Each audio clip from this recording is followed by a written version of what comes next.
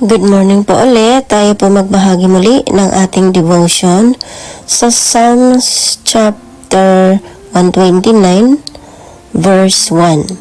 Sabi dito, "They have greatly oppressed me from my youth. Let Israel say, they have greatly oppressed me from my youth, but they have not gained the victory over me." Sinama ko lang yung number 2 kasi bitin siya.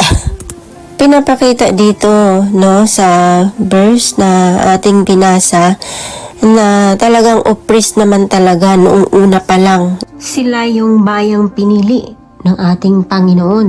Madaming pinagdaanan, no? 400 years silang slavery sa Egypt.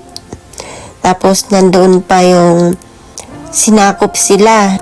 Nandoon pa yung napatalsik sila sa kanilang bayan mismo, no? In exile. Tapos lahat yun pinagdadaanan nila. Pero naibalik pa rin sila. Napaka-imposible, diba? Kasi nga kasama nila ang Diyos. Ganun din sa buhay natin, gupong-gupo ka na, pero nandyan si Lord handang mag-restore yung mga nawala. Kaya nang ibalik. Kasi yung mga pangako ng Panginoon, ibibigay niya yun sa atin. Yung tulong na pinapangako niya, huwag tayo magtiwala sa tao, kundi sa Panginoon talaga. So, pinapakita dito yung katapatan ng Panginoon. Ikaw, follower ka ba ni Christ? Kasi, isa ka po sa modern day bayang pinili ng Panginoon. Isa po tayo sa magbebenepisyo nitong mga pangako ng Panginoon. Yun lamang po. Magandang araw.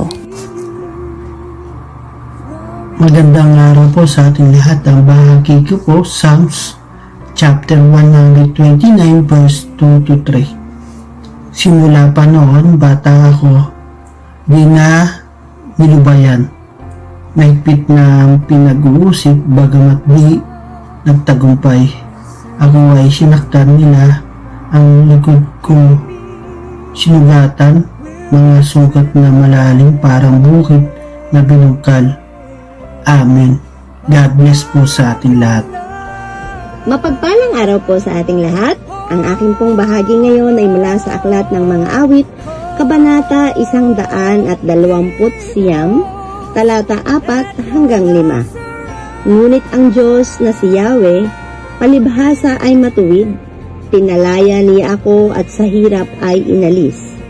Nawa, itong mga bansang laging namumuhi sa Zion, sa labanan ay malupig, mapahiyat, mapaurong. Amen.